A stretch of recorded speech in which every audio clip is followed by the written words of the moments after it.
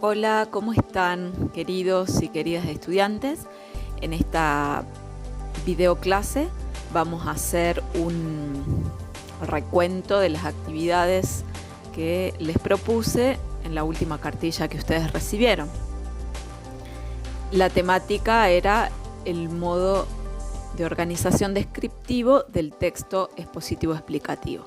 La primera consigna les proponía que ustedes pudieran identificar qué aspectos del lenguaje, de la manera de describir en un texto descriptivo, pero que no era científico, que no utilizaba el lenguaje científico, aparecían en esta pequeña descripción. El objetivo de esta actividad era que, por un lado, ustedes pudieran ver que la descripción puede ser científica o no científica, y por otro lado que pudieran identificar qué características son las que hacen que sea no científica y qué características hacen que esa descripción sea científica. Ustedes seguramente lo hicieron un poco de manera intuitiva, tratando de identificar. Bueno, ahora le vamos a poner nombre a esos distintos aspectos del lenguaje que ustedes reconocieron en su trabajo. En esta descripción del Parque Nacional Lanín, por ejemplo, vemos que aparece una metáfora. Cuando dice, por ejemplo, la vida se vuelve hacia el interior de todas las cosas. Es una frase que permite muchas interpretaciones, que tiene muchas posibilidades de sentido, y en ese sentido es ambigua. Es una frase que no tiene un significado preciso. Por lo tanto, vemos que es una metáfora porque su significado no es exactamente lo que quiere decir, sino que está diciendo una cosa por otra. Luego vemos que aparece también como recurso para describir la personificación. Cuando dice, los arroyos amortiguan su murmullo para no despertar a los árboles, y la nieve es un inmenso edredón que abriga las semillas, ¿no? Como si los arroyos, los árboles y la nieve fueran personas y realizan acciones propias de las personas. Este lenguaje es muy literario, genera imágenes muy interesantes, pero no son para nada científicas. Y por último, también tenemos que describe un caso particular. Por ejemplo, las acciones de Pedro, cómo es Pedro, que es un sujeto en particular. Eso tampoco hace que sea científica esta descripción. Veamos cómo podríamos transformar esta descripción en una descripción científica. Veamos este texto que dice: el Parque Nacional Lanín resguarda y protege una importante porción de bosque andino patagónico. En sus 412.000 hectáreas de superficie situadas al noroeste de la provincia de Neuquén, cada especie animal y vegetal cumple silenciosamente su rol cotidiano en la ecología del lugar. Además, este parque comprende 24 lagos de origen glaciario. Fíjense en esta descripción, la diferencia con la anterior. Por ejemplo, ¿en qué sentido? En que menciona con precisión el lugar. Dice el Parque Nacional Lanín. En la descripción anterior no nombraba el lugar con precisión. Entonces podría ser cualquier parque, cualquier bosque el que estuviera describiendo.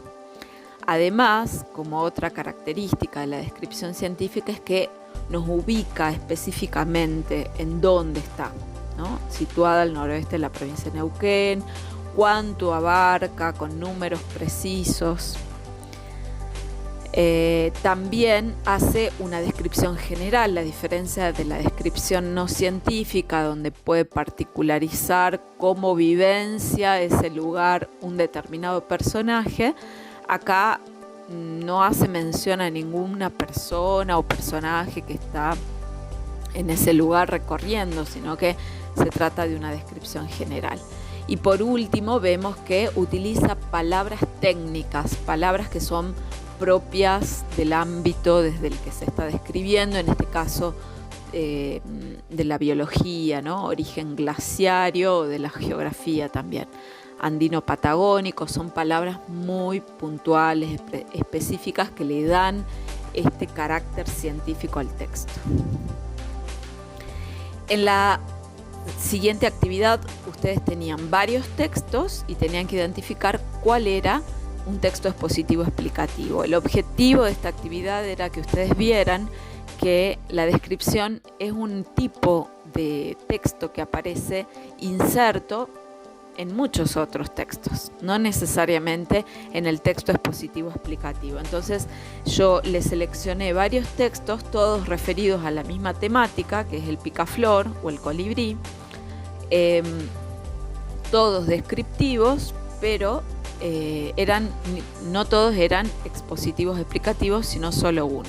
El primero, ya a partir del título nos podemos dar cuenta, y solamente mirando su formato, que está como versificado, ¿no? Con versos, ya nos podemos dar cuenta que se trata de un poema, ¿sí? O sea que su intención no es explicar de manera científica ningún tema, sino mostrar desde un punto de vista muy subjetiva la visión particular del picaflor, desde el yo poético y desde un uso del lenguaje muy similar a la primera descripción que vimos, donde se utilizan metáforas, personificaciones, imágenes sensoriales, etc. El texto 2 también es una descripción literaria. Su objetivo tampoco es la explicación científica. Nos damos cuenta por cómo utiliza el lenguaje, ¿no? La tarde trasciende una emoción melancólica, muy sutil, que se adentra en nosotros. Está la primera persona del plural nosotros, o sea que está una visión muy particular y subjetiva del sujeto sobre la visión o la descripción del picaflor. Veamos el texto 3. Este sí es el texto expositivo explicativo, porque a pesar de que es un texto bastante ameno en su descripción, va desarrollando con una intención explicativa, tal vez no tan científica, pero sí expone y explica las características del picaflor de una manera más objetiva, sin utilizar la primera persona, sino centrándose en el picaflor, en el objeto de descripción. Y por último teníamos una publicidad que también utiliza la descripción, pero que en realidad no está describiendo al colibrí en sí mismo, sino a una fotocopiadora que se llama Colibrí, tal vez por la cantidad de colores con las que realiza las impresiones. Pero lo que intenta no es explicar científicamente, describir al colibrí, sino intenta vender una impresora, una fotocopiadora.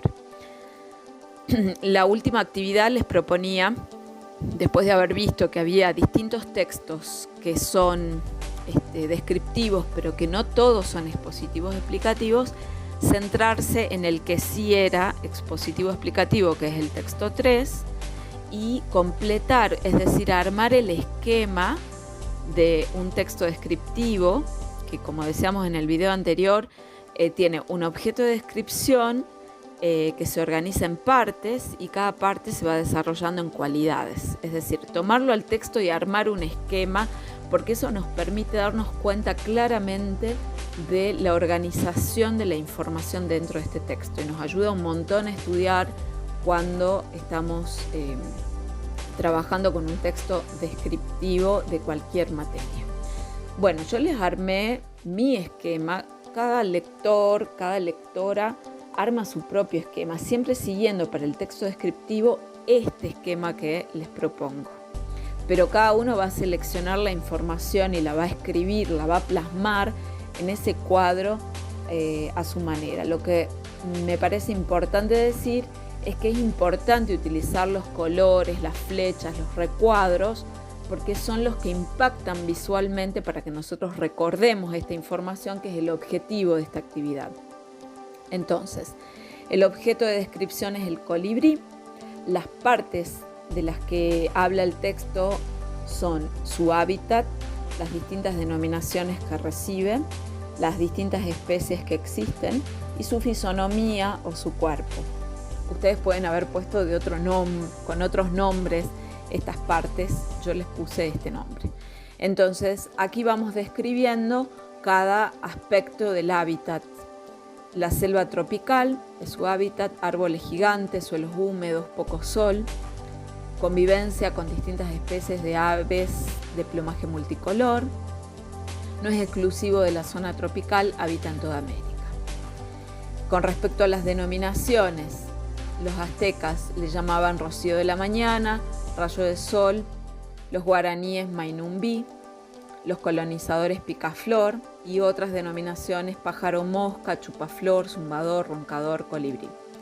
Especies hay más de 500, en zonas frías emigran a zonas cálidas, el de mayor tamaño se llama picaflor de la Patagonia, el de menor tamaño el zunzún de Cuba. En su fisonomía tiene las patas débiles y cortas, el pico largo y afilado con lengua fina, larga y blanca, los ojos negros y vuelo con rápida vibración y hacia atrás. Bueno, espero que esta temática les haya quedado un poco más clara. La idea es ir reconociendo, este es uno de los 5 modos de organización que vamos a ver, que ustedes puedan ir clarificando este tema, y si tienen dudas o algún aspecto que quieran preguntar o compartir, lo hacemos a través del foro en el aula virtual. Los quiero mucho, les mando un gran abrazo, que estén muy bien.